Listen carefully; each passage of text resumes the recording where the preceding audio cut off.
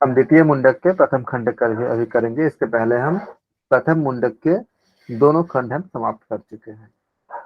द्वितीय मुंडकम प्रथम खंड है। ब्रह्म सचमुच परमार्थ, ब्रह्म सचमुच ही परमार्थ सत्य है। इस तरह प्रज्वलित अग्नि में से समान आकार वाली हजारों चिंगारियां निकलती है, उसी प्रकार हे सौम्य इस अक्षर में से मतलब ब्रह्म में से विविध प्रकार के प्राणी उत्पन्न होते हैं और फिर उसी में विलीन हो जाते हैं। क्या बताया गया इसमें?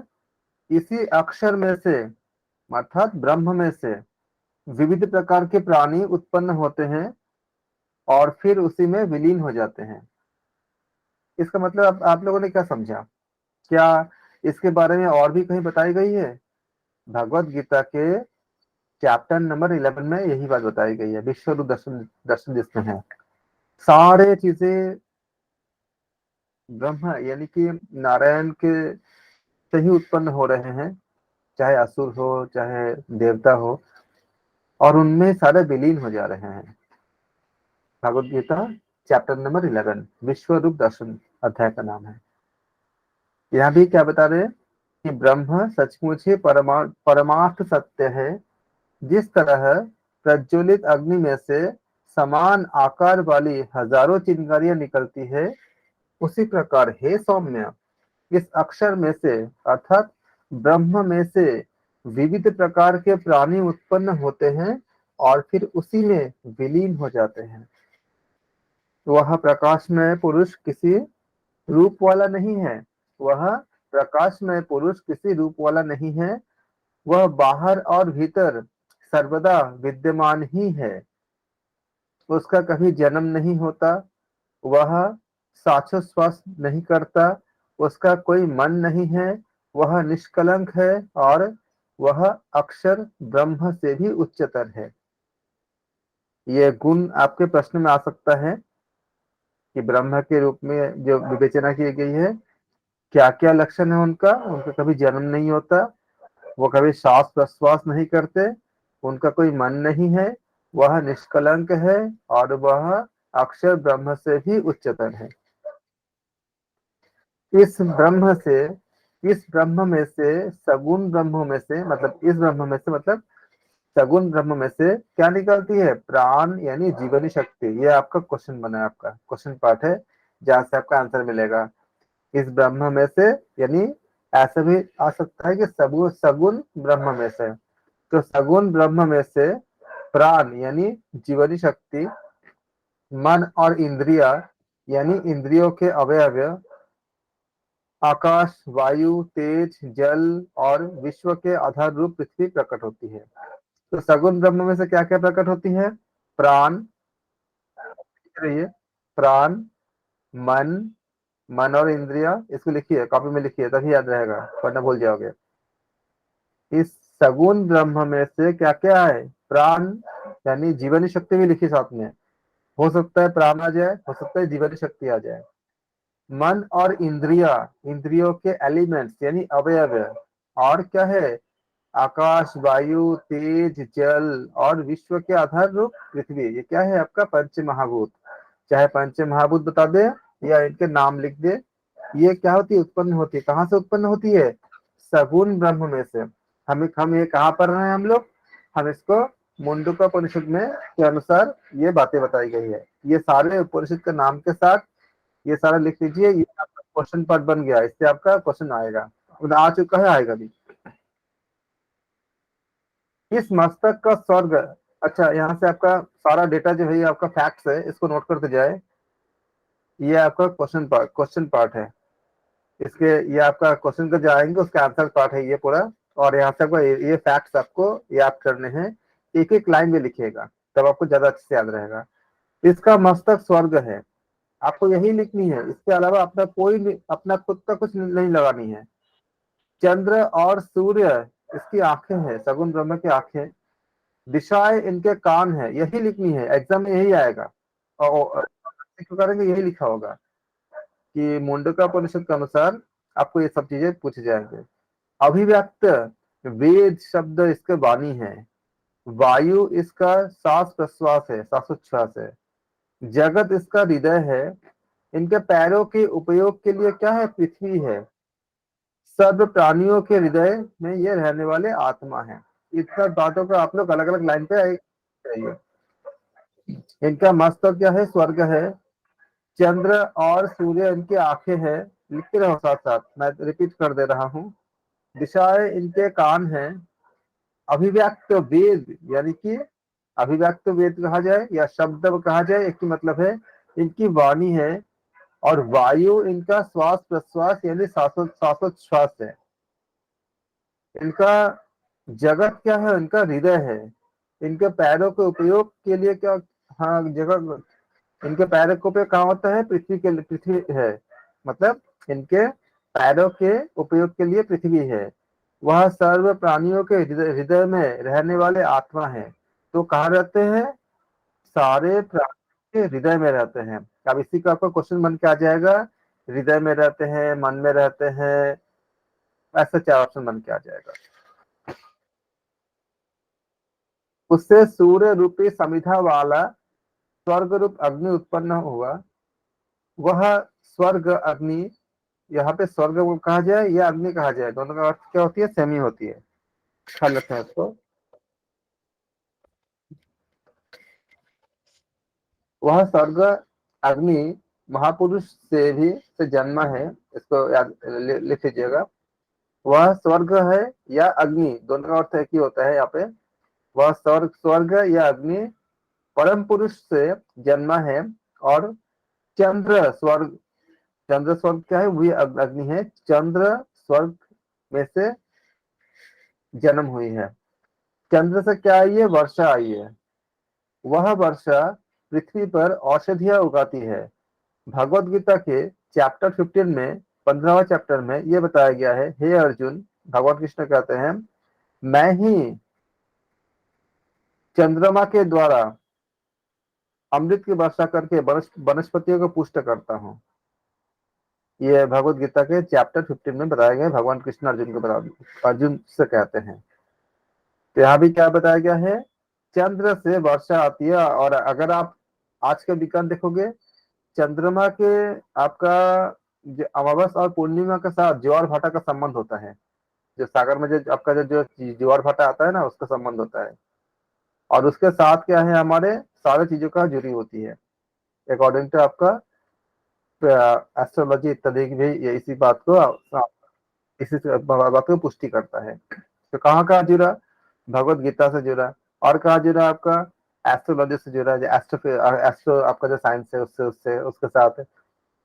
इसके बाद आपका जो फिजिक्स के साथ भी जुड़ती है, जो न्यूटन आपका जो ग्रेविटेशन लॉ है, उसके अकॉर्डिंग कहते हैं कि जो फोर्स होती है वो प्रोपोर्शनल टू होती है दो ऑब्जेक्ट का मास m1 इंटू m2/r² के।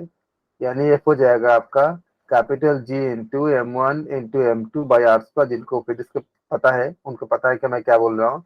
न्यूटन के लॉ है। इसका आधार से भी हम इसको इसको इन सब बातों को हम डिस्कस कर सकते हैं, अगर आपका फिजिक्स का बैकग्राउंड है तो, वरना छोड़ सकते हैं इसको। तो सर हमारे वेद और उपनिषद है ना, हम्म, पूरा साइंटिफिक है, साइंस से जुड़ते हैं, मैथ्स से जुड़ते हैं, फिजिक्स से जुड़ते हैं। हाँ जी। तो हम लोगों को विज्ञान विज्ञान हम वेस्टर्न साइंस को ही क्यों पुष्टि करने लगाते हैं? क्यों हम ये क्यों नहीं कर सकते कि सारे विश्व में वेद और उपनिषद से जो साइंस और मैथ्स निकलता है वो पढ़ाया जाए? निकला सारे इसी से निकली है। मैं आपको दो तीन बातें आपने पूछ लिया तो मैं बता दे रहा हूँ इसमें, क्योंकि हमारे हालांकि उपनिषद में पढ़ना था, लेकिन मैं बता देता हूँ। आप एक बार देखो, इतनी भी डेवलपमेंट हुई है वो कब हुई है?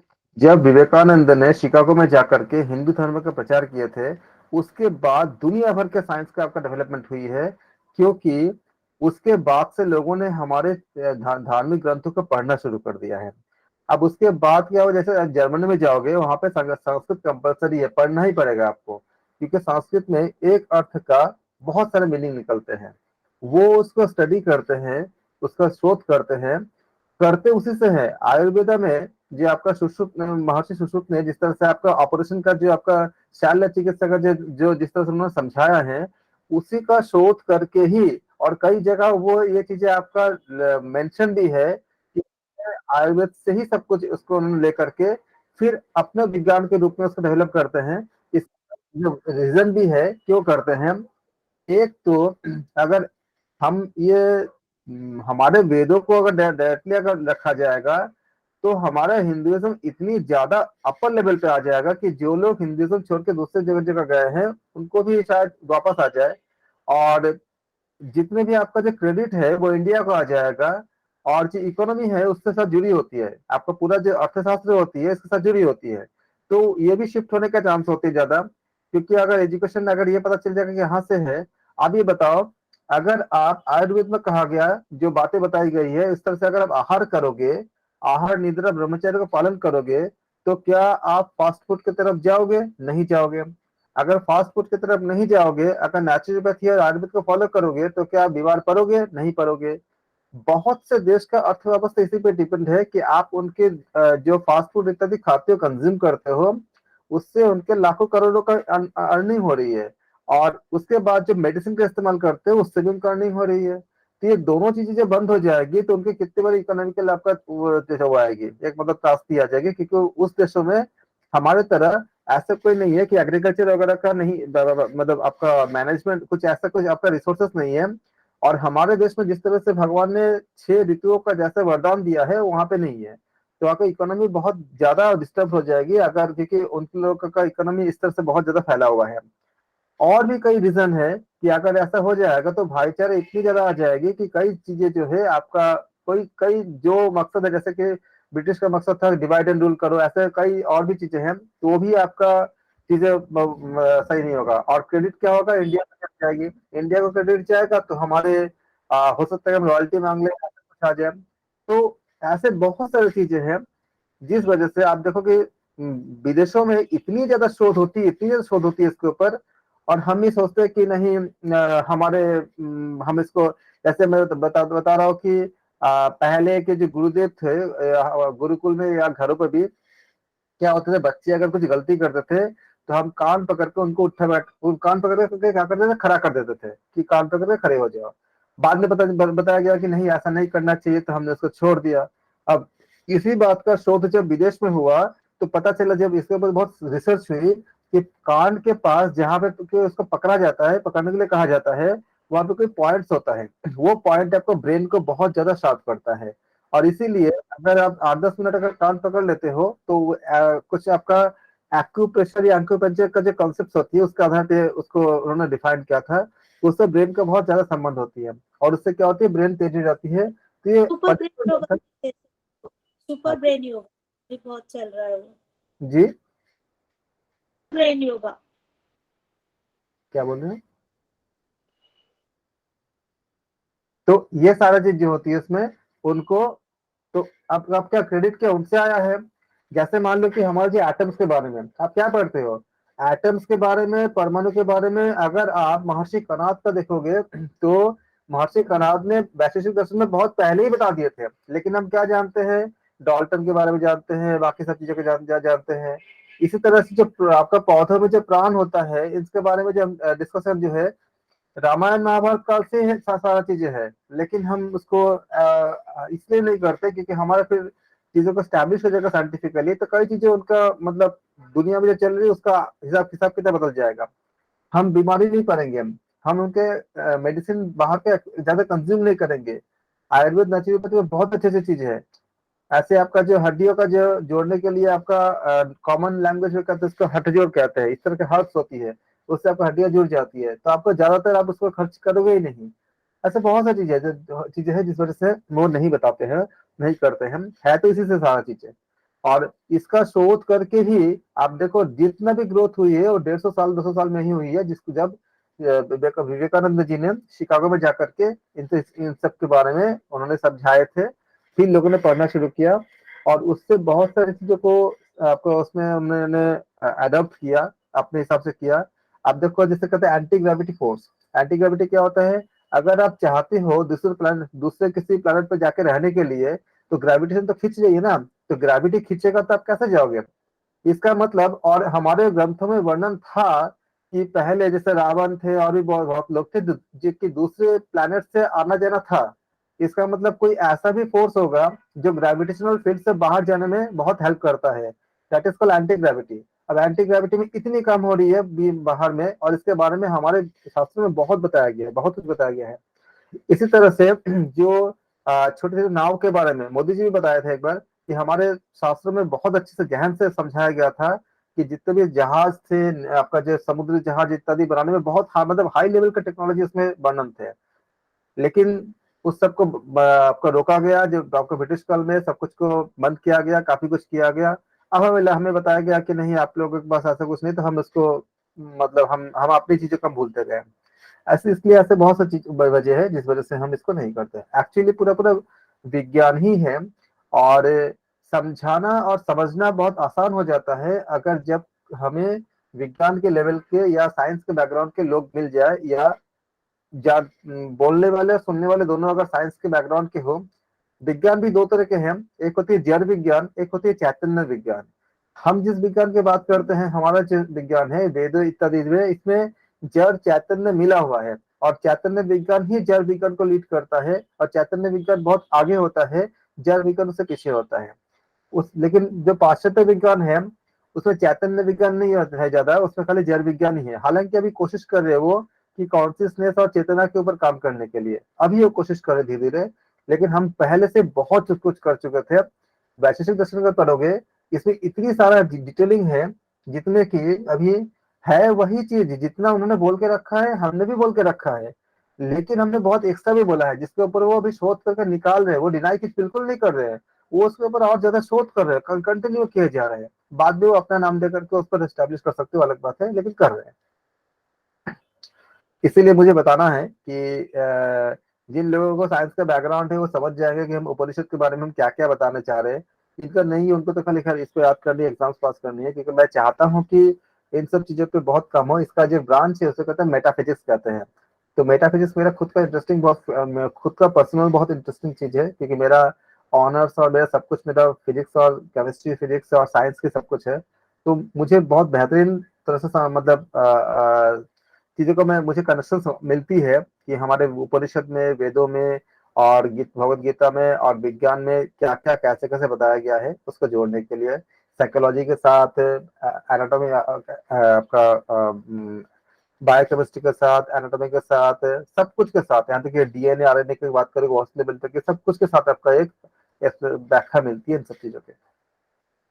पढ़ने पढ़ाने के वजह तभी आता है जब हम इन सबको अच्छे से समझे और समझाए और जोड़ दें।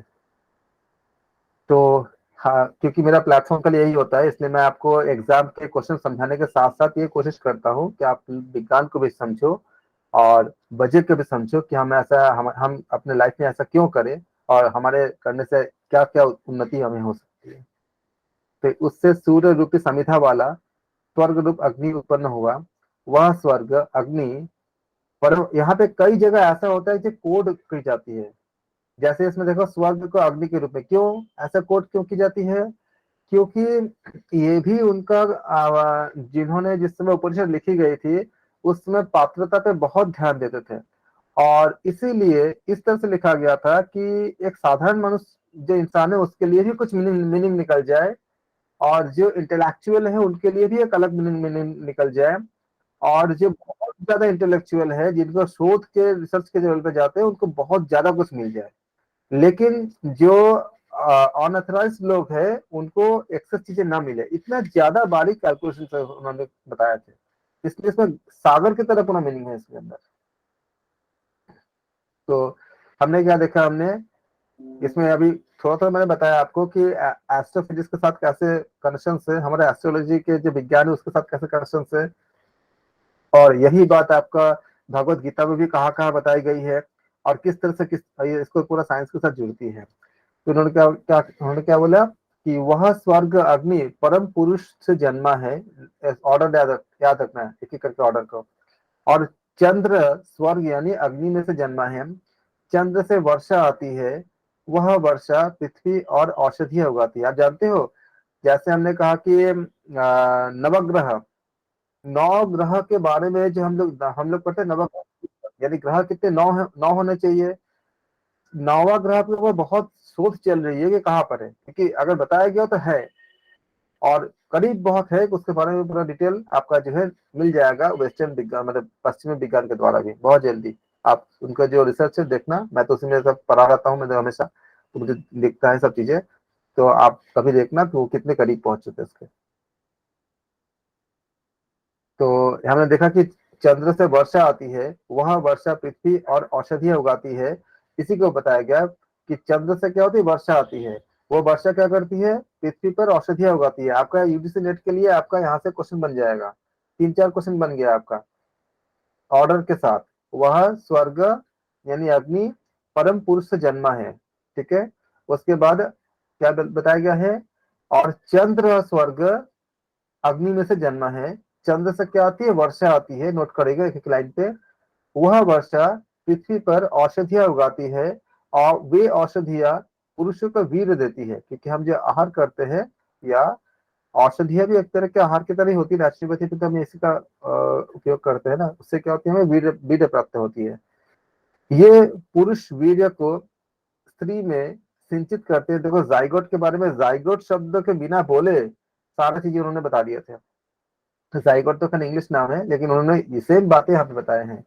वे पुरुष वीर्य को स्त्री में सिंचित करते हैं, और इस प्रकार उस परम पुरुष में से हिरण्यगर्भ यानी सगुण ब्रह्म परमात्मा में से क्रमशः बहुत से प्राणी जन्म लेते हैं। यही है ना आज के मैकेनिज्म की है, एक संतान उत्पत्ति के बारे में जो आपका एनाटॉमी है, यही है ना।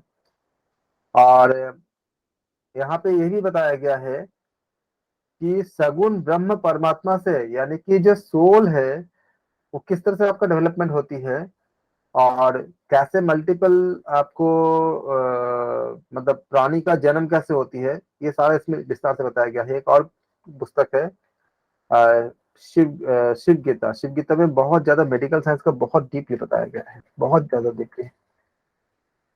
मेरे पास वो गीता है, बहुत मतलब ऐसे तो यहाँ पे जो ब्रैकेट में दिया है, यहाँ स्वर्गलोको अग्नि कहाँ है, तो ये कैसे सर, स्वर्गलोको अग्नि कहाँ है? अग्नि का मतलब बहुत चीजें होता है। अग्नि का मतलब खाली आग नहीं होता, अग्नि का मतलब ज्ञान भी होता है ना।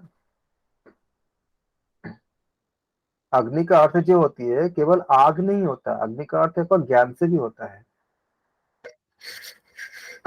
कई इसलिए बोलते हैं कि संस्कृत में ना एक शब्द का बहुत से अर्थ होती है, इसीलिए हमें मतलब मीनिंग अलग अलग जगह पर अलग अलग निकल जाती है, क्योंकि उसमें आपका जो व्याकरण इसके लिए हमें पढ़ने होते हैं। व्याकरण में क्या होती है, आपके जो हम लोग वर्ब होती है ना, वर्ब के अकॉर्डिंग उसकी मीनिंग निकल जाती है, अलग अलग हो जाती है।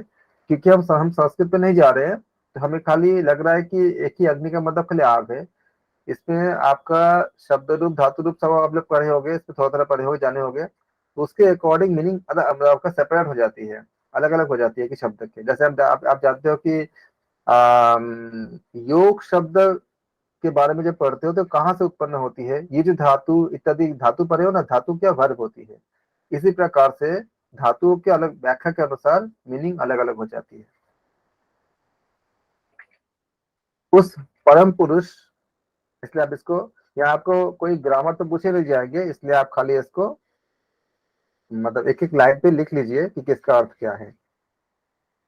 उस परम पुरुष हिरण्यगर्भ में से एक में से ऋक, यजुस और सामवेद, दीक्षा, प्रतिज्ञा विधि, सभी यज्ञ विधि, बलि यज्ञ, धार्मिक कार्यों में दिए जाने वाले उपहार यानी दक्षिणा, संवत्सर यानी विशिष्ट विधि के लिए शास्त्र विहित निश्चित समय कि किस समय क्या करेंगे, आपको आप जानते हो ना कि इस विशेष समय से आपको पूजा करनी होती है, विशेष समय आपको संध्या आरती करनी होती है, या अगर आपको पूर्णिमा के समय में इतने बजे से लेकर इतने बजे के अंदर आपको यज्ञ करनी होती है, ये सारा चीजें के बारे में बताया गया है।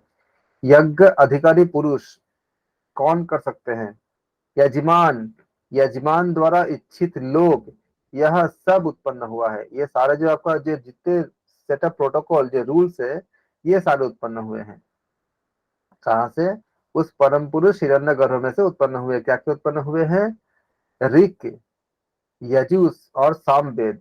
दीक्षा मतलब प्रतिज्ञा भी थी, हम लोग हम सब परम पूज्य गुरुदेव से अपने अपने गुरुदेव से दीक्षा लेते हैं ना, हम उसको विधि हम जानते हैं। सभी सभी यज्ञ विधि, बलि यज्ञ, धार्मिक कार्यों में दिए जाने वाले दक्षिणा, संवत जैसे जैसे दक्षिणा, भगवत गीता में हम जब चैप्टर पढ़ेंगे, 17वां चैप्टर इत्यादि और भी चैप्टर पढ़ेंगे, तो उसमें बताया गया है कि जब हम किसी को दान करते हैं, दान 3 तरह की होती है, सात्विक, राजसिक और तामसिक। दान तो आप एक ही चीज को किसी को दे रहे हो, लेकिन सात्विक, राजसिक और तामसिक के अनुसार उसकी फल अलग अलग हो जाता है और सब चीजें अलग अलग हो जाती है। इसी को बताया गया कि धार्मिक कार्यों में दिए जाने वाले दक्षिणा, कैसे किस तरह से हम दक्षिणा दें। वैसे भी अगर मान लो हमारे जिंदगी में भी, आम जिंदगी में, अगर आप किसी से एक गिलास पानी मांगते हो, तो पानी वो किस तरह से देता है का पानी का गिलास, इस पे बहुत कुछ डिपेंड करता है कि उस पानी को पीने के बाद आपको तृप्ति कितनी होती है। अगर आपको बहुत सम्मान से, बहुत आदर पूर्वक दिया जाएगा, तो उसका एक अलग मतलब होगा। इसके ऊपर जापान में बहुत शोध की गई थी और ये देखा गया था कि पानी के सामने जब उन्होंने ऐसा सैंपल लिए, इसके ऊपर पूरा रिसर्च पेपर पूरा अवेलेबल है, कि एक जगह पे क्या हुआ, पानी के सामने पानी को रख करके काफी अच्छे अच्छे बातें कही गई उसको, और एक पॉजिटिव वाइब्रेशन दिया गया, और पानी के सामने आपका मतलब सारे स्पिरिचुअल चीजें की गई।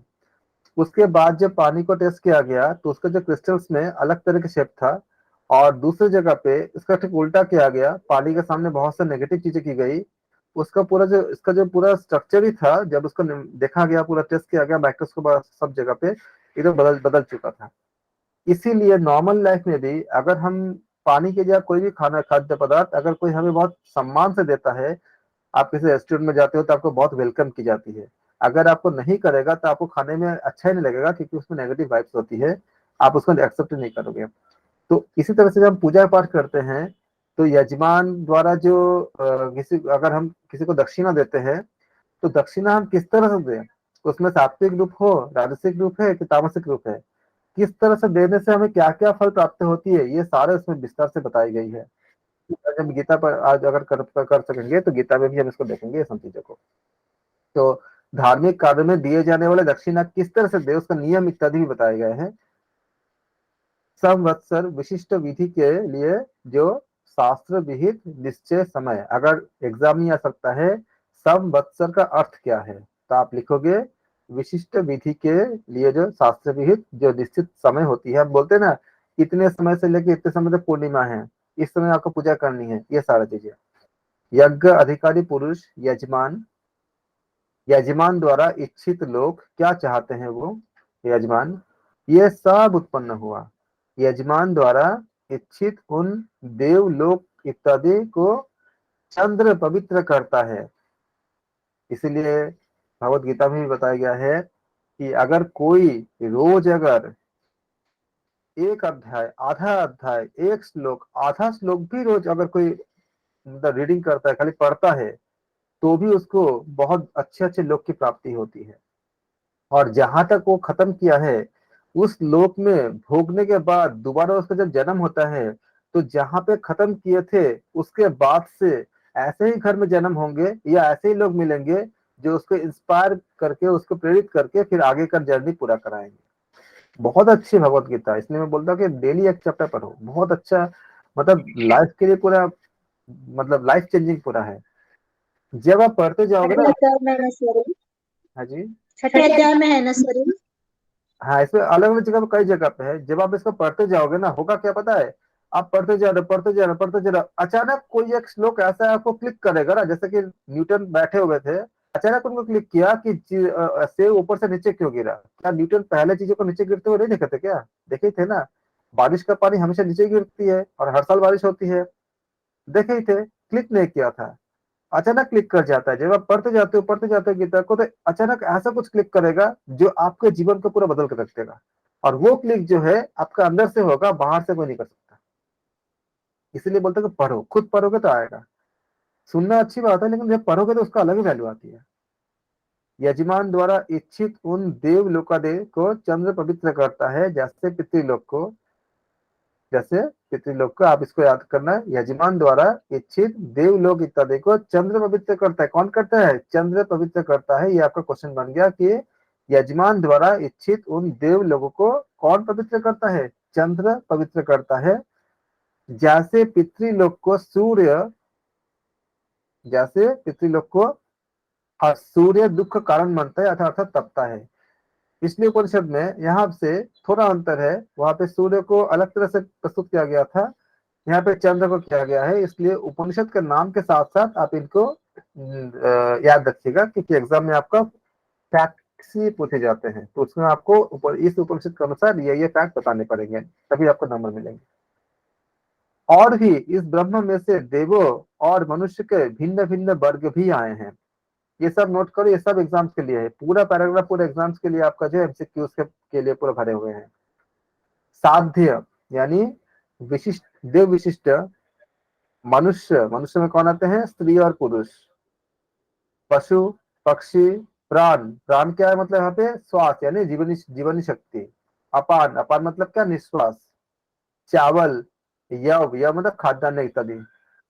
तप, तप मतलब तपश्चर्या, श्रम या तपश्चर्या। श्रद्धा, सत्य, आत्मसंयम यानी काम का त्याग, यानी काम त्याग मतलब क्या हुआ? निष्काम होकर के करना। तथा विधि विधान, ये सारी चीजों की उत्पत्ति हुई। साध्य एक विशिष्ट देव वर्ग है, ये वह 12 है, लेकिन इसके बारे में चर्चा अभी हम यहाँ पे नहीं करेंगे, खाली जानना है। इसी ब्रह्म से, यहाँ से देखो ये आपका एग्जाम फैक्ट्स निकल जा रहे हैं, इसको लाइन से लाइन लिखते रहो। इसी ब्रह्म में से क्या क्या निकले? 7 इंद्रिया वय, 2 आंखें, 2 नाक, 2 कान, 1 मुंह आविष्कृत होते हैं। और इसी इंद्रियावयों के योग्य प्रत्यक्षीकरण के साथ शक्तियां, उनके विषय और उनका अनुसरण करती हुई 7 समानताएं क्या क्या है?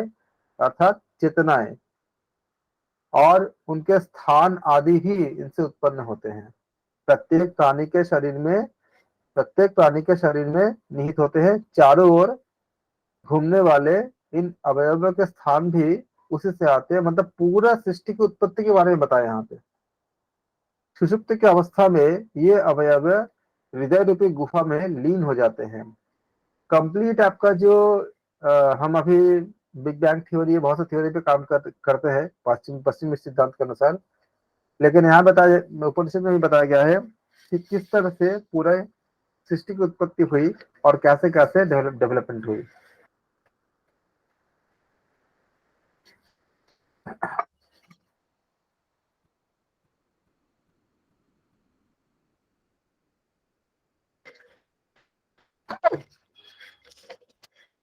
और भी इसी ब्रह्म में से, इसी ब्रह्म से सब समुद्र और पर्वत आए हैं। इसी से छोटी बड़ी सभी नदियां निश्चित हुई है। और इस ब्रह्म में से सभी औषधियां, खाद्यान्न, वनस्पतियां इत्यादि आई है। मधुर आदि रस भी इसी से आए हैं। इससे यह निश्चित होता है कि ब्रह्म के अस्तित्व के कारण ही इन सभी वस्तुओं का अस्तित्व है। इन सभी वह इन सभी वस्तुओं में से वस्तुओं को एक साथ धारण करता है। यह ब्रह्म संपूर्ण जगत है। ब्रह्म ही यज्ञ इत्यादि कर्म है। ब्रह्म ही ज्ञानादि तप है। ब्रह्म ही परम तत्व है और ब्रह्म ही परम अमृतमय है। हे सौम्य, वही आनंदमय शाश्वत ब्रह्म सबके हृदय में अधिष्ठित होते हैं। जो उसे जान लेता है वह इसी जीवन में अज्ञान के बंधन को काट देता है। प्रकार से हमारा इस प्रकार मुंडक उपनिषद के द्वितीय मुंडक में से प्रथम खंड समाप्त हुए। आप बोल रहे मुझे कि हम इसको क्यों नहीं पढ़ते। आप ये सोचो कि अगर आपको सिंपल भी कुछ होता है तो भी आप डॉक्टर के पास जाते हो, तो अगर बड़े अस्पताल में जाओगे तो कितने बिल बनती है, चाहे आपको बहुत छोटी मोटी कुछ हुआ हो। उसी चीज को अगर आप नेचुरोपैथी आयुर्वेद से करते हो तो कितना पैसा खर्च होती है। आप कैसे कोई इस चीज को मान लेगा? अगर मान लेगा तो आप उनका लाखों रुपए का बिल बन पाएगा क्या? ऐसे तो बहुत कुछ है आयुर्वेद में, नेचुरोपैथी में, जिसके बड़े बड़े चीजों का आपका उपचार हो जाती है। और अगर ऐसा हो जाएगा तो इकोनॉमी कितनी आपका मतलब वो हो जाएगा ना सबका ना। तो चाहे जान के हो तो भी तो एक्सेप्ट नहीं कर सकते ना, कि जिस मैकेनिज्म के आप सोचो कि अगर उनको तो ये सब चीजें भी देखना है ना। तो एक इकोनॉमी आपका जो अर्थशास्त्र होती है वो भी एक बहुत बड़ी इशू होती है, और भी कई चीजें होती है जिस वजह से, लेकिन काम इसी में चल रहा है। डब्ल्यूएचओ ने बोला, बताया भी था कि आपको दूसरे थेरेपी भी देखनी होंगे अगर सबके लिए हेल्प चाहते हो। तो उसको उन्होंने ऑल्टरनेटिव थेरेपी बोला था कि बाकी थेरेपी भी आपको लोगों तक पहुंचाने होंगे, तभी आपको, अगर आपको सबके लिए स्वास्थ्य का अगर हम करना चाहेंगे तो, क्योंकि खाली इसके जरिए तो होना मुश्किल है, और देश के पास इतना इकोनॉमी होता भी नहीं है कि सबको लिए आपका एलोपैथिक ट्रीटमेंट और इस तरह के आपका जो कॉस्टली चीजों को प्रोवाइड कर सके। तो हम जा रहे हैं, अभी बहुत चेतना हो चुकी है और भी होंगे। आयुर्वेदा, आपका फिर आपका नेचुरोपैथी इत्यादि के बारे में लोग जो जान रहे हैं, धीरे धीरे हम उसी तरफ बढ़ रहे हैं, उसी तरह से हम उसी मतलब फिर से हम उसी युग में जा रहे हैं। द्वितीय खंड में देखेंगे हम, वह ब्रह्म स्वप्रकाशित है, सबके भीतर का चैतन्य है। देखो लाइन पढ़ने में कितना आसान लग रहा है, कितना आसान है भी, लेकिन इसमें बता के क्या दिया है, जो हम लोग आपका एनाटॉमी में पढ़ते हैं, फिजियोलॉजी फिजियोलॉजी इत्यादि में, उसी बात को लेकर के बहुत शोध की कोशिश की जा रही है कि वो कौन है, वो एनर्जी कौन सी है जिसके होने से सारा चीजें चीजें चल रही है। तो अभी वो क्लिनिकल फोटोग्राफी इत्यादि को डेवलप किए हैं इसी बात को देखते हुए, जिससे आत्मा के अंदर की, आत्मा के जो फोटोग्राफ्स वगैरह लेने की कोशिश की जा रही है। विज्ञान यहाँ तक पहुंच, पश्चिमी विज्ञान जो है कोशिश का, अंत में उनको ये समझ आया कि अगर हमको उस जगह तक पहुंचना है तो हमें कॉन्शियस लेवल का जो विज्ञान है, चैतन्य विज्ञान को हमको मतलब उसको हमें एक्सेप्ट करने ही पड़ेंगे। और इस तरह के आपका अभी कैमरा इत्यादि के मतलब बन रहे हैं, बहुत साल से बन रहे हैं, जो हमारे जो इसको हम आत्मा कहते हैं उनके बारे में और ज्यादा नॉलेज पाने के लिए। ये बहुत पहले ही बता दिया गया है, वह ब्रह्म क्या है, स्वप्रकाशित है और सबके भीतर का चैतन्य है। कभी हम उसके ऊपर बात करेंगे कि वो टेक्नोलॉजी क्या है और कैसे काम किया, अभी तक कैसा डेवलपमेंट हुई, कि कुछ बात करने जाएंगे तो हमारी पूरी से छूट जाएगी अभी। इसलिए मैं खाली बता के रख रहा हूँ आप लोगों को, आप लोगों ताकि एक जिज्ञासा पैदा हो जाए, और उसके बाद हम इसके बारे में विस्तार से बात करेंगे, बताना हम, या आप लोग खुद सर्च करना। तो वह ब्रह्म स्वप्रकाशित है और सबके भीतर का चैतन्य है। उसे गुफा में रहने वाले कहा जाता है, क्योंकि वह सबके हृदय रूपी गुफा में स्थित होते हैं। यह ब्रह्म सबका आधार है। जो कुछ भी हिलता चलता है, जो कुछ भी जीवित है, जो कुछ भी पलके मार सकता है या नहीं मार सकता, मतलब जो स्थिर रहता है, जो स्थावर है, जो जंगम है, मतलब जो सजीव है, जो निर्जीव है, अर्थात उन सबका, सभी अस्तित्व का आधार कौन है, वह ब्रह्म ही है। हे सौम्य, यह ब्रह्म दृश्य भी है और अदृश्य भी, दोनों है। जब ब्रह्म किसी को अपने आप को दिखाना चाहते हैं तो दृश्य हो जाएंगे, नहीं दिखाना चाहेंगे तो अदृश्य हो जाएंगे। जैसे मोबाइल का आपका जो सिग्नल है तो, लेकिन आपको दिखता है क्या, नहीं दिखता है, लेकिन अगर नहीं है तो बात कैसे कर रहे हो, मतलब है। तो इसी प्रकार से ब्रह्म है, तभी तो पूरा सृष्टि चल रही है। इसलिए कहते हैं कि दृश्य भी है और अदृश्य भी है। वह परम, जैसे मोबाइल का आपका जो नेटवर्क या आपका जो फ्रीक्वेंसी इत्यादि, कोई तो साइंटिस्ट होता ना, था ना, जिन्होंने इसको महसूस किया है, तब जाके थ्योरी दिया है। इसी प्रकार से ब्रह्म अदृश्य है, लेकिन कोई ऐसे योगी महापुरुष ज्ञानी होंगे जिन्होंने इस अदृश्य शक्ति को भी महसूस किया है, इसलिए वो दृश्य भी है। यह ब्रह्म दृश्य भी है और अदृश्य भी है, अर्थात दोनों है। वह आदरणीय, वांछनीय, शाश्वत है।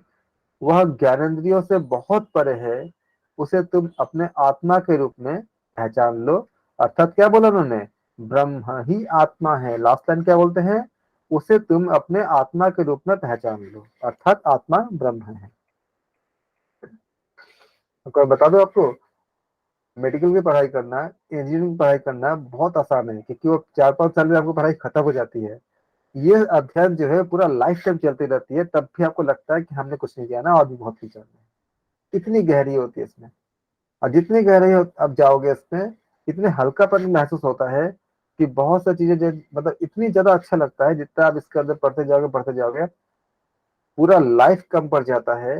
लेकिन आपका दूसरी जो पढ़ाई है वो 4 5 6 7 साल में खत्म हो जाती है, अगर इसको सच में पढ़ने जाओगे तो। भगवत गीता के ऊपर इतनी आप मतलब सालों साल पढ़ते रहो, प्रत्येक बार आपको कुछ नया समझ में आएगा।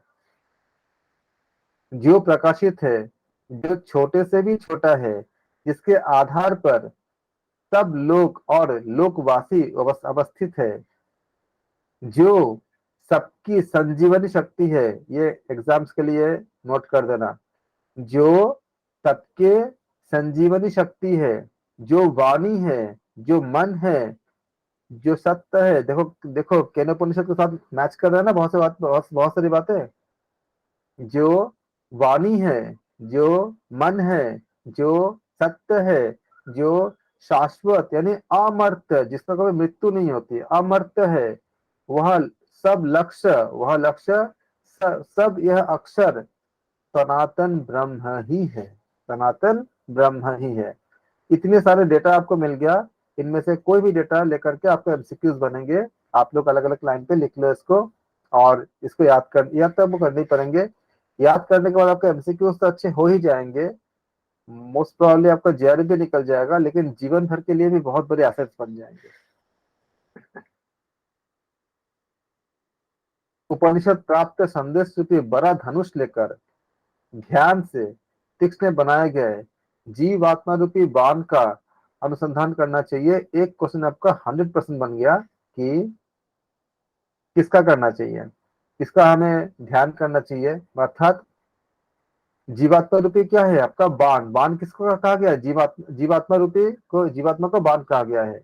और उपनिषद प्राप्त संदेश रूपी बड़ा धनुष लेकर ध्यान से तीक्ष्ण बनाए गए जीवात्मा रूपी बाण को, तो ध्यान क्या है, ध्यान से हम क्या करते हैं, वान को तीक्ष्ण करते हैं। वान मतलब जीवात्मा को, हम उसको लगातार जब हम जो तपस्या ध्यान इत्यादि करते हैं उसके इसके जरिए किससे प्राप्त करते हैं, उपनिषद से जो हम प्राप्त करते हैं।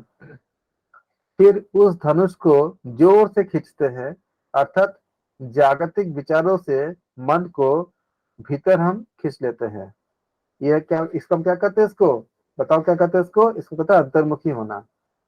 अर्थात अपने विचारों से मन को क्या करते हैं, वापस अंदर खींचते हैं, और फिर ब्रह्म की ओर देखो, अर्थात वह ब्रह्म आपको दिखाई देगा, क्योंकि अंदर वो ब्रह्म ही है, और ये ब्रह्म ही तुम्हारा लक्ष्य है, यानी हमारा हमारा लक्ष्य है। अतः अपने तीक्ष्ण किए हुए मन से ब्रह्म को भेदो। तीक्ष्ण मतलब क्या हुआ, हमारे जब भी हम ऐसा अंतर्मुखी होने जाएंगे, तो अंतर्मुखी होते समय बहुत सारे बाधाएं आते हैं, उन बाधाओं को ओवरकम करना, उसी को हम कहते हैं ध्यान से तीक्ष्ण बनाए गए जीवात्मा रूपी बाण का अनुसंधान करना। और इसी को भगवत गीता में युद्ध कहा गया है। युद्ध का मतलब ऐसा नहीं था कि हमेशा कि जाके लड़ाई करना, ये अंदर का युद्ध है। जब हम ऐसा करने जाएंगे तो हमारे बहुत सारे ऑब्स्टिकल हमारे सामने खड़े होंगे और हमको बाधा उत्पन्न करेंगे।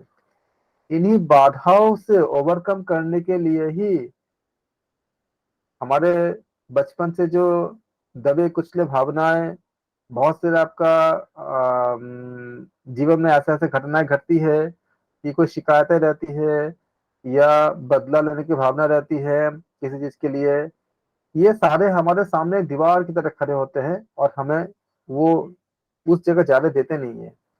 तभी बताया था कि अगर आप सब में ब्रह्म देखोगे, सब कुछ में अगर ब्रह्म को महसूस करोगे, अपने आप में भी बाहर भी, और अगर ये हम सोचते हैं कि गुणों के कारण लोग अच्छे बुरे होते हैं, और ये गुण हम में भी है और बाकी सब में है, कभी हम बुरे होते हैं, कभी जब तमोगुण हमारे में बढ़ती है, ये सामने वाला कभी बुरा होता है जब तमोगुण बढ़ता है, तो ये इससे क्या होती है, हम माफी मांगने और माफ करने के लिए एक क्षमता हमें डेवलप होती है। कुछ विशेष बहुत बड़े चीजों को छोड़ के, क्योंकि कुछ बड़ी चीज ऐसी होती है जिसको हल संघर्ष के जरिए ही होता है, शायद हम भी कर पाते हैं, क्योंकि जब तक हम बहुत बड़े मतलब एक संत नहीं बन जाते, छोटे मोटे चीजों को हम इसको ओवरकम हो जाती है, तो उससे क्या होता है, बहुत सारे ऑब्स्टिकल हमारे खत्म हो जाती है, और तब हम हमारे ये जो सफर है, ये जो रास्ता है, ये युद्ध है, बहुत आसान हो जाता है। इसी को बताया गया है कि जब हम सब में ब्रह्म है और ब्रह्म में सब सब देखेंगे तो हम अपने लक्ष्य को पा जाएंगे। और इसी को कहा गया है कि ब्रह्म को देखो और वह ब्रह्म ही तुम्हारा लक्ष्य है। हम जो अंतर चेतना में जो हम जिसको महसूस करते हैं उस ऊर्जा को, वही ऊर्जा हमारा लक्ष्य है। अतः अपने तीक्ष्ण किए हुए मन से ब्रह्म को भेदो। एक क्वेश्चन बन गया आपका कि इससे ब्रह्म को भेदने के लिए कहा गया है। यहाँ आपका कठोपनिषद के अनुसार ही, कठोपनिषद में जैसे हमने डेटा बताया गया है, ठीक उसी प्रकार से हमने उसमें बताया भी था कि यह दूसरे उपनिषद का समानता बहुत ज्यादा है मुंडका उपनिषद के साथ। यहाँ देखो क्या बताया गया है, यह धनुष है, जीवात्मा बाण है। यही बात हम वहां भी पढ़े थे ना, और हमें हमने वहां भी ये भी देखा था कि ये मुंडका उपनिषद के बात को बहुत ज्यादा क्या करते हैं, आपको समानता बहुत ज्यादा है। जब हमने कठोपनिषद पढ़ा था, याद करो। तो इसमें क्या कहा, इसमें आप कंफ्यूज मत होना, क्योंकि दोनों ही आपका सिलेबस में है और दोनों में बहुत सी बातें समान हैं, इसलिए आप इसको अलग अलग लिखोगे और इसको याद करोगे। ये धनुष है, धनुष जीवात्मा बाण है, तो आप यहाँ लिखो धनुष इजिकल टू 2, जीवात्मा ब्रैकेट में लिखो बाण, मतलब बाण, ताकि आप इसको याद करो। एक नंबर दे दो ऐसे, इसी तरह से 2 3 4 ऐसे डेटा को लिखते रहो। ये ओम, यह धनुष है। ओम क्या है आपका, धनुष है, मतलब यहाँ लिख देना, ओम लिख देना। ओम जो है क्या है, धनुष है। जीवात्मा बाण है, ओम की जगह ओंकार भी आ सकते हैं। उस जीवात्मा रूप बाण का लक्ष्य ब्रह्म है। आपका पहला नंबर ये हो गया। दूसरा, यह ओम धनुष है। दूसरा नंबर ये हो गया, जीवात्मा बाण है। तीसरा नंबर ये हो गया, उस जीवात्मा रूप बाण का लक्ष्य ब्रह्म है। कौन है, ब्रह्म है। अप्रमत्त यानी क्या होता है, सावधान होना, इसका मतलब बताइए। अप्रमत्त, सावधान रहकर उस लक्ष्य को भेद डालो। बाद में तुम उस ब्रह्म जैसे ही बन जाओगे जब हम मर्ज कर जाएंगे, अर्थात एक जब हो जाएंगे। यानी कि वैष्ठी चैतन्य को चाहिए कि वह समष्टि चैतन्य को लक्ष्य कर उसमें एकाकार यानी मर्ज हो जाए। ये आपका मंत्र में इस बात को बताई गई है।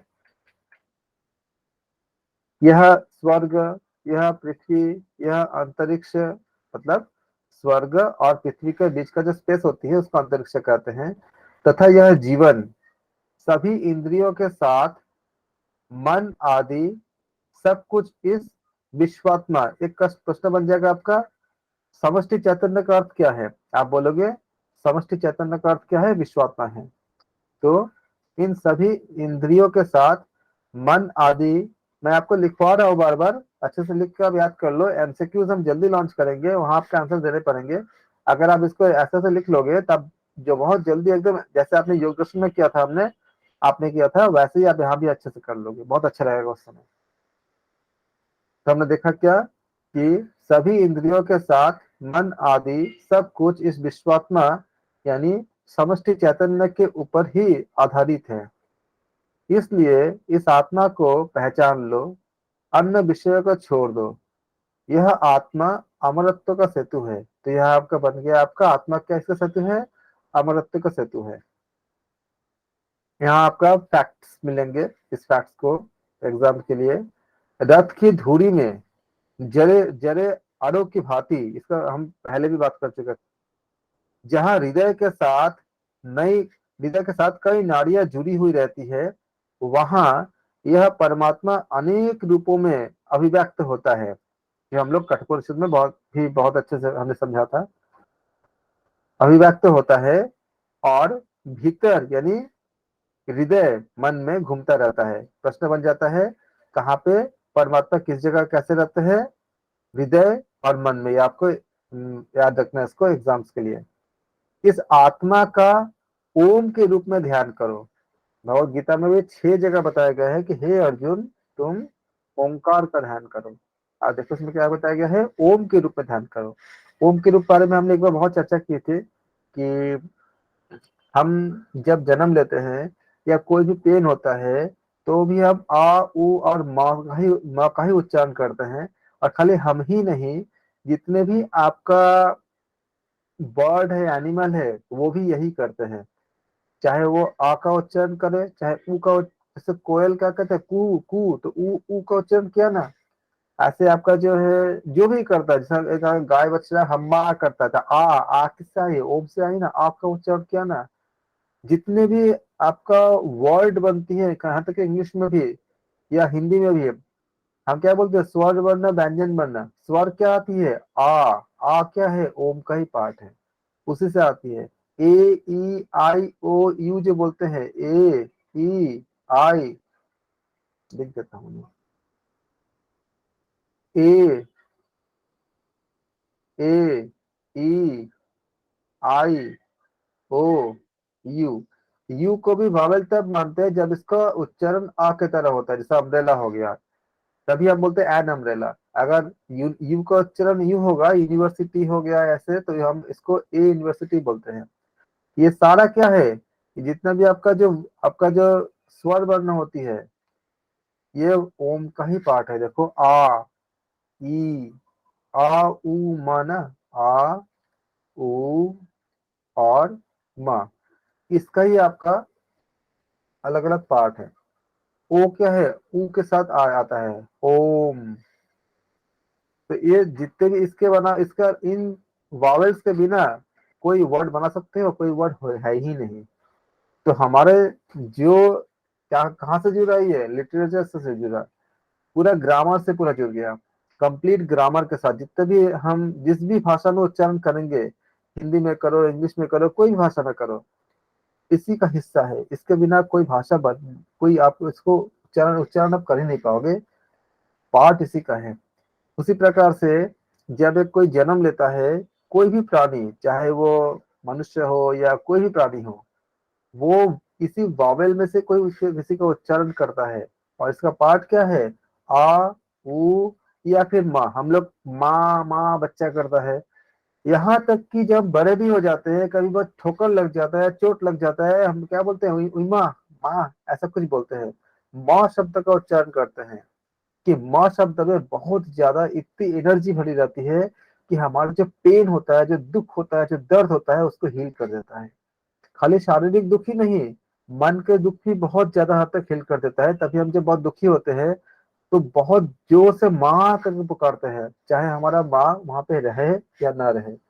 इसीलिए माता मतलब माँ शब्द जो है, जो हमारे जननी होते हैं, जननी का जो माँ शब्द है, उसका भी उदाहरण ओ उ माँ माँ से हुआ है। क्योंकि माँ का ऊर्जा बेहद ज्यादा, बहुत ज्यादा पॉजिटिव होती है, बहुत ही ज्यादा हमारे अंदर शक्तिदायी होती है, जीवनी शक्ति से भरी होती है।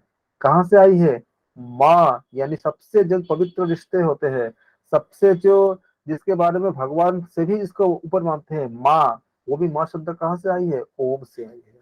ओम का एक हिस्सा है, पूरा ओम नहीं, उसका भी एक पार्ट है खाली। आ उ माँ, तीन में से खाली एक पार्ट है, इतनी महत्वपूर्ण है। इसलिए हम ओम का ध्यान करो। अंधकार का अतिक्रमण करने के लिए तुम्हें आशीर्वचन शस्ति, ये बताया गया है। यहाँ हृदय में उठती हुई अनेक भावनाओं का ये संकेत है। किसी को डाउट तो नहीं है ना, क्लियर तो हो गया ना। सर ये फर्स्ट लाइन में रथ की धुरी भाती, वो क्या है सर? रथ की धुरी रथ की धुरी नहीं हो रही। क्या होती है, जब रथ का पहिया होता है, पहिया कैसे होता है, इस तरह का होती है। ये आपका पहिया हो गया। अब पहिए में क्या होती है, ये बीच बीच में आपका इसके इसको जो मदीन के तरफ जो जुड़ी होती है ना, वो ऐसे से जुड़ी होती है। तो आपको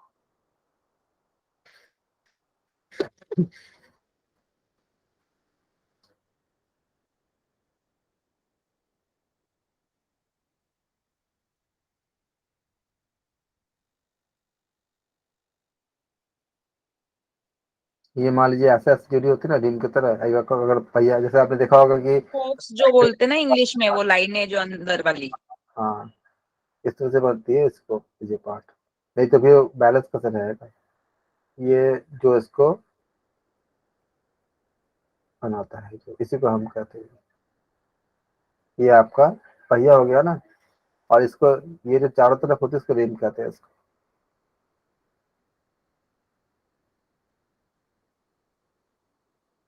साइकिल का जो पार्ट होती है, तो रथ का पहिया ऐसे घूमता रहता है, इसी को समझाया गया यहाँ पे कि इसी को धुरी कहा गया है। जो धुरी पे आपका जिसपे वो मतलब रोटेट करता रहता है, जिसमें घूमता रहता है वो। और आरो मतलब क्या होता है, इसको आरा कहते हैं। ये जब मैंने बनाया ये आरा हो गया।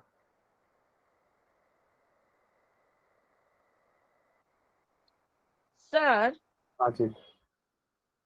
AEIOU जो वॉवेल्स है ना, हम्म। उसमें म नहीं दिखाई दे रहा है मुझे, म का साउंड।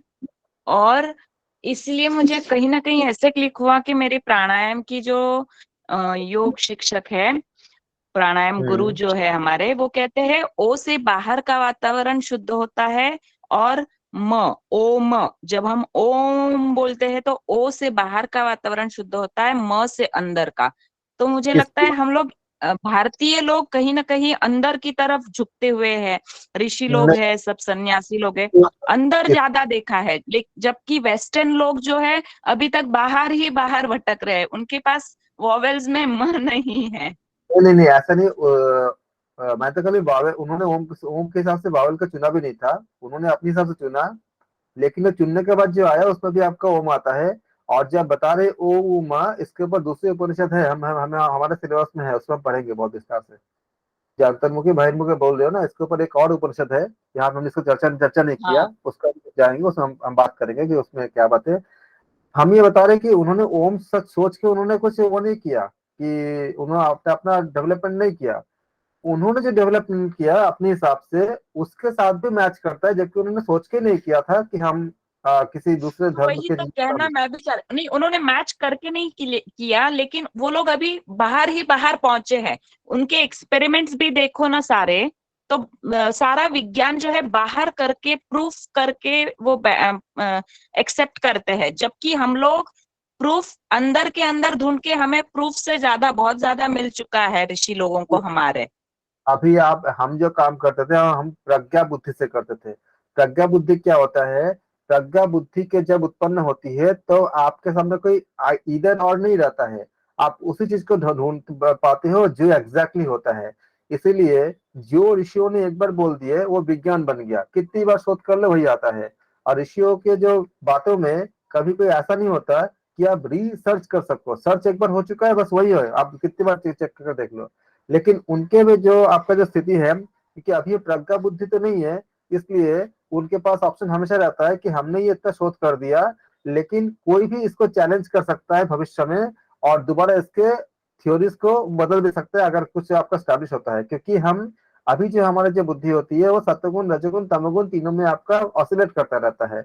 इसलिए जो हमने कर दिया है, हो सकता है वो शॉर्ट जगह पे एक आपका लिमिटेड जगह तक वो आपका वैलिड होता हो।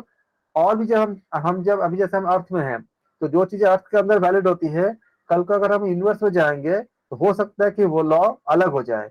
इसलिए क्या होता है उनके पास ये उनका मैकेनिज्म इस तरह से है। और अभी अभी आपको ऐसा लग रहा है, लेकिन उन्होंने भी काफी काम किए हैं, क्योंकि अगर आप मास्टर्स लेवल का फिजिक्स के अगर जाओगे तो क्वांटम थ्योरी के साथ, अगर क्वांटम मैकेनिक्स के साथ अगर आप अच्छे से डील करते हो, अगर आप समझ आते हैं बहुत अच्छे से, तो पाओगे कि क्वांटम फिजिक्स लगभग उसी दिशा में जा रही है जिस दिशा में हमारे ऋषियों ने बहुत पहले बोल कह चुके थे। क्वांटम फिजिक्स का जो आपको जो लक्ष्य है, क्योंकि मैं यहाँ पे चर्चा इसलिए नहीं करता क्योंकि हमारा ये पूरा प्लेटफॉर्म साइंस का प्लेटफॉर्म नहीं है, और मेरे बातें लोग समझ नहीं पाएंगे क्योंकि उसमें बहुत सारे साइंटिफिक टर्म्स आ जाएंगे, और कई जगह तो आपका कैलकुलस डिफरेंशियल इक्वेशन ये सब चीजें आ जाती है, तो लोग समझ समझ ही नहीं पाएंगे। तो इसलिए मैं यहाँ पे नहीं करता। अगर ऐसे में कई जगह पे मतलब इसको करता भी हूँ, और ये करना बिल्कुल संभव है कि आज के जो आधुनिक विज्ञान है, जो बहुत एडवांस लेवल पे जो आपका जो मैथमेटिकल फिजिक्स जो काम करता है, जो बताता है, उसके साथ जब हम क्वांटम को जोड़ते हैं तो ये सारे उपनिषद पूरा पूरा इसके पैरेलल आती है। तो सब चीजें चल ही रही है, हमें पता नहीं है। लेकिन क्योंकि एक तो हम में से ज्यादातर लोग साइंस के उतने गहरे उतने हाई लेवल के हम लोग होते नहीं है, और सब कुछ उसको समझ नहीं पाते। और लेकिन इस पे काम चल ही रही है। आपका पहले क्या था, क्लासिकल था, क्लासिकल थ्योरी था, अब क्या है आपका क्वांटम में सारा काम हो रही है, तो क्वांटम में हम जा उसी उसी दिशा में रहे हैं धीरे धीरे। लेकिन क्योंकि ये इस समय प्रज्ञा बुद्धि नहीं होता है तो हमें जांचना पड़ता है, और जो प्रज्ञा बुद्धि में काम करता है तो जिसमें जांचना नहीं पड़ता है, उन्होंने जो बोल दिया वो विज्ञान हो गया। आप कहीं पढ़े हो कि ऋषि किसी महर्षि ने ऐसा एक बार बोला था, फिर दोबारा बोले, फिर तिबारा बोला, ऐसा कुछ सुना आपने? कभी नहीं सुना आपने। उन्होंने एक बार बोल दिया क्योंकि उन्होंने अपने प्रज्ञा बुद्धि से बोले हैं। और यही एक वजह है कि हमारे पास देखो, मैं आपका हियरार्की बता रहा हूँ। मान लो ये एक लेवल है, ये एक लेवल है, और ये एक लेवल है। ये पहले था प्रज्ञा बुद्धि था, और ये आपका जो है अभी हमारे जो मतलब लॉजिकल जो अभी जो साइंस है, मतलब वेस्टर्न साइंस है, रिसर्च मान लो, तो है क्या इसमें, ये आपका मान लो रिसर्च मान लो। और हमारे ये पहले इंडिया में था सबसे ज्यादा, जो आपके जो मुनि ऋषि थे मतलब प्रज्ञा बुद्धि के आधार पे, तो उन्होंने बहुत हाई लेवल कॉन्सेप्ट को उन्होंने डेवलप किया था।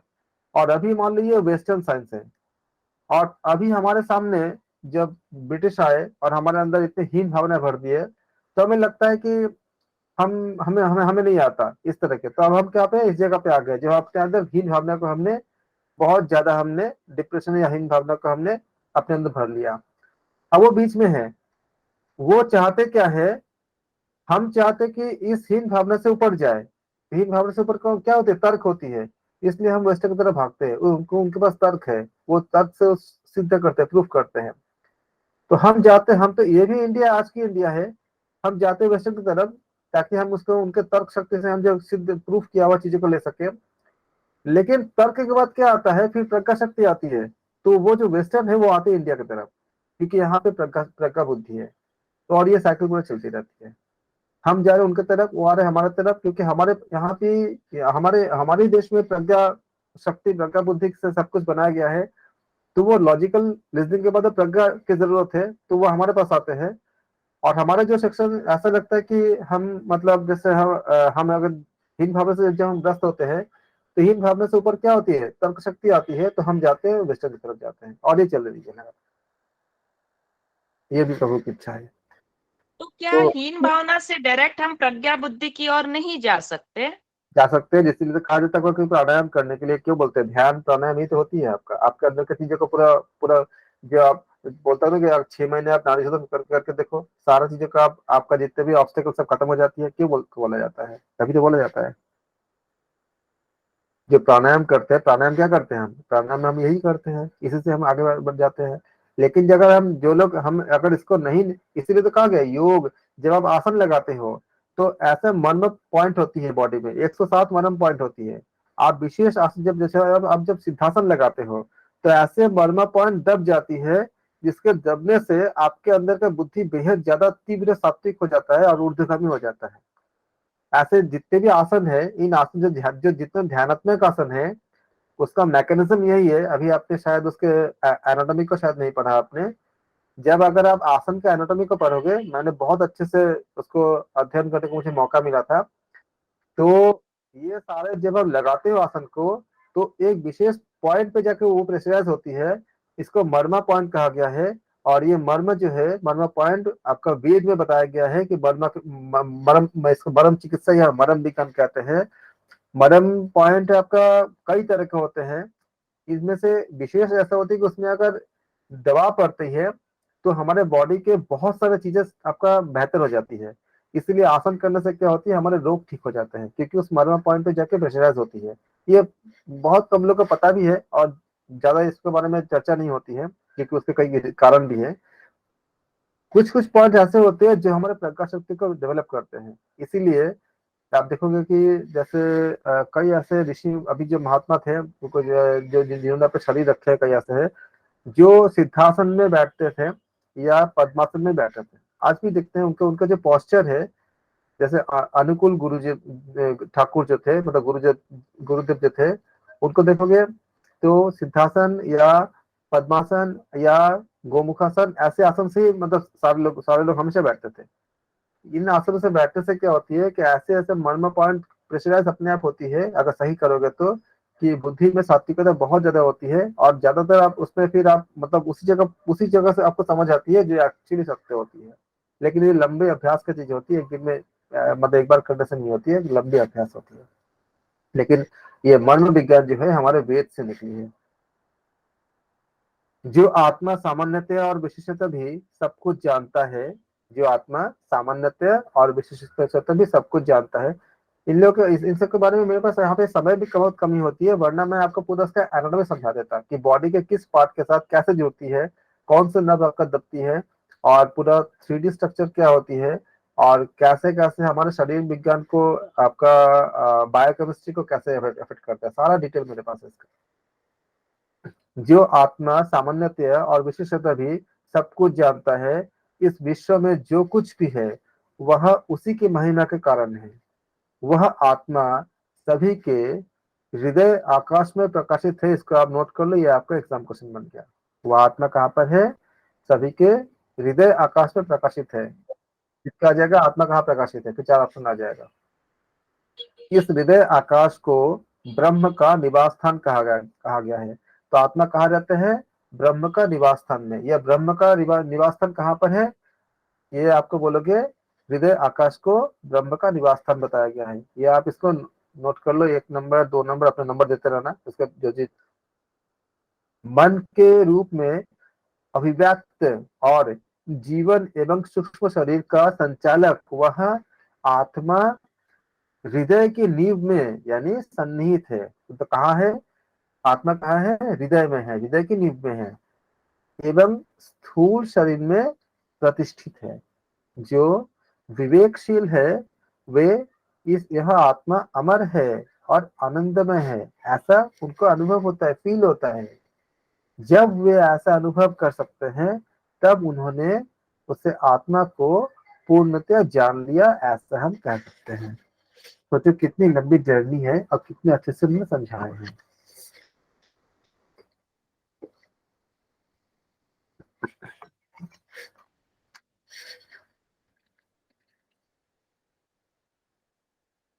गीता है, उपनिषद पूरा इतनी बड़ी सागर है।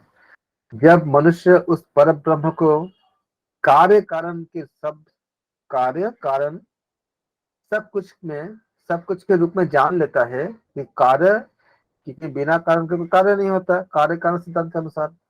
तो कार्य कारण सब कुछ के रूप में जान लेता है, सर्व रूप में ब्रह्म का ही अनुभव करता है। पता है उस समय क्या होता है? उस समय से उसको ये समझ आता है, जो जो उस लेवल तक समझ पाते हैं कि नकारात्मक जो चीजें होती है वो भी ईश्वर की ही सृष्टि होती है, और उसको काउंटर करने के लिए क्या होती है? सकारात्मकता के सतुगुण की उत्पत्ति होती है। तभी पहले रावण आता है, फिर राम जी आते हैं। तभी पहले कौरव अपने युद्ध शुरू करते हैं, तब भगवत गीता की हमें ज्ञान प्राप्त होती है। ये सारे जो हिसाब किताब है, जब आप उस लेवल तक जान लेते हो तो आपको समझ आता है कि ये होती क्यों है। और जब ये ऐसे जानते हो तो आप इतना शांत हो जाते हो, फिर आपके अंदर ये सब जद्दोजहद करने वाले जो जितने भी तीव्र जो अनुभव होती है, जो तृष्णाएं होती है, वो खत्म हो जाती है। ये बेहद ज्यादा उपलब्धि है जब आप इस लेवल तक पहुंच पाते हैं। लेकिन ये पहुंचने के लिए भी आप जब कोशिश करते जाओगे, मुद्रा लगाते रहो। मैंने बताया था आपको, ज्ञान मुद्रा हमेशा लगा के रखो, एक हाथ से हमेशा लगा के रखो। काफी बहुत ज्यादा आपको नॉलेज डेवलप हो जाएगा। बता रहा हूँ, बहुत अच्छी बात बता रहा हूँ। ज्ञान मुद्रा लगाने में कुछ नहीं है, खाली 2 फिंगर खाली टच करने होते हैं आंखों हाथों के। आप सारे काम करते हुए लगा रखो, अपने बच्चों को भी लगा के रखो। उनके पढ़ाई मतलब एजुकेशन में बेहद ज्यादा डेवलपमेंट आएंगे, क्योंकि मैं टीचिंग में ही पूरा सब हमेशा मतलब मेरा फुल टाइम प्रोफेशन है। और मैंने बहुत बच्चे को देखा है मैंने कि जब मैंने उनको बोला ज्ञान मुद्रा लगाने के लिए, उनके योग से ज्यादा कोई ज्यादा कनेक्शन नहीं था, लेकिन ज्ञान मुद्रा से उनके जीवन में बहुत ज्यादा चेंजेस आए। उनका रिजल्ट भी बहुत अच्छे अच्छे हो गए। मतलब उनका परसेंटेज वगैरह काफी डेवलप हो गया, काफी मतलब सुधार हो गया थोड़े टाइम में। तो ज्ञान मुद्रा लगा के रखो हमेशा। इसका कभी साइंस भी बता दूंगा, एनाटॉमी कैसे काम करता है ये। और जब आप ऐसे उस लेवल पे अगर आप ज्ञान मुद्रा लगा के रखते हो, और ये इसीलिए तो कहते हैं ना, जब आप आसन में बैठते हो, मेरे माता जी जब ध्यान करते थे ना, तो मैं देखता था हमेशा हमेशा सिद्धासन में बैठ करते थे हमेशा। उस समय तो मुझे समझ नहीं आता था, आज मुझे मुझे समझ आता है। कि कितने बड़े उनको मतलब एक योगिनी थी। ऐसा आजकल मतलब बहुत कम देखने को मिलती है। तो ये आप लगा के रखोगे हमेशा, जैसे अगर जितना आसन आपसे संभव हो पाए, सिद्धासन, पद्मासन, जो ध्यानात्मक आसन है, देखना जीवन कैसे बदलता है और डेवलपमेंट खुद की ज्ञान कैसे डेवलप होती है। एक होती है बाहर से कोई समझाए और एक होती है अंतर ज्ञान, खुद को समझ आए। देखना उस समय कितना अच्छा लगेगा। जब मनुष्य उस पर ब्रह्म को कार्य कारण रूप से सब कुछ जान लेता है, ये सारे बातें जो बताई जा रही ना, अगर आप ऐसा करते रहोगे ना, जैसे हठयोग प्रतिक्रिया में बताया गया कि 4 बार प्राणायाम करने के लिए करके देखो, कभी प्रतिप्रसव का अवस्था आ जाएगा। उसके बाद ये सारे बातें आपको अंदर से कोई बोलेगा, और अंदर से जब ये आपको फील होगा ना, ये सब सारे बातें जो बता रहे हैं, बाहर से जो बता रहे हैं, तब देखना जीवन कैसे बदलता है, कैसे किस तरह से चेंज होती है। तो जब मनुष्य उस परम ब्रह्म को कार्य कारण सब कुछ के रूप में जान लेता है, यानी सर्व रूपों में ब्रह्म का ही अनुभव करता है, तब उसके हृदय की सभी वक्रताएं, सभी जटिलताएं सरल हो जाती है। जब मैं आपको बता रहा था कि जैसे जैसे इस ज्ञान की तरफ बढ़ोगे, अपने अंदर से ऐसा कुछ सोच, ऐसा कुछ वाइब्रेशन, ऐसा कुछ आपका पॉजिटिव, आपका जो है इस तरह से, इसको पॉजिटिव शब्द से बहुत ऊपर की चीज है, एक स्पिरिचुअल आपका ऐसा वेव डेवलप होगा, जो आपके सारे बहुत सारे कठिन सवालों का जवाब खुद ब खुद मिलेगा, आप खुद ब खुद देंगे उत्पन्न होकर के। और ऐसा करेंगे कि आपके जितने भी कष्ट है, जितने भी आपका ऑब्स्टिकल्स है, सब खत्म कर देंगे। किसी को बोलोगे इसमें सभी जटिलताएं क्या होती है, सरल हो जाती है, गांठें खुल जाती है। गांठ मतलब कोई हमें रस्सी से गांठ नहीं लगा के रखे हैं, हमारे विचारों की जो टकराव है उसके जो गांठ बनती है, सभी शंकाएं मिट जाती है और उसके सभी कर्म नष्ट हो जाते हैं।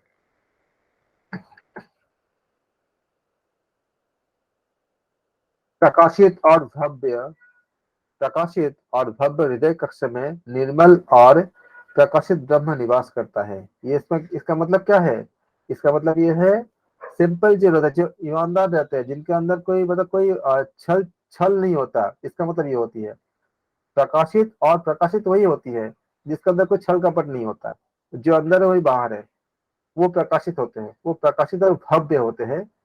प्रकाशित और भव्य हृदय कक्ष में निर्मल, जिसमें कोई मल न हो। मल क्या होती है, हम हमारे अंदर कुछ और है, हम बाहर कुछ और बोल रहे थे, हमारे हमारे द्वंद्व बन गया, ये मल बन गया।